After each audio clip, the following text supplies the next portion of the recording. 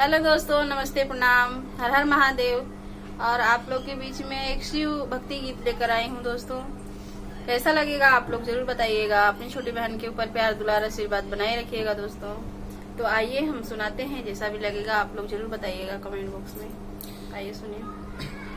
मेरे भोले बाबा को ये नाड़ी ना समझना, मेरे भोले बाबा को ये नाड़ी ना समझना, मेरे भोले बाबा को, मेरे भोले बाबा के हाथों में डमरू, मेरे भोले बाबा के हाथों में डमरू, डमरू को देख के मदारी ना समझना, मेरे भोले बाबा को नाड़ी ना समझना, मेरे भोले बाबा को नाड़ी ना समझना, मेरे भोले बाबा को, मेरे भोले बाबा के गले में सांप है, मेरे भोले बाबा के गले में सांप है, सांप को देख के सफेरा ना समझना, मेरे भोले बाबा को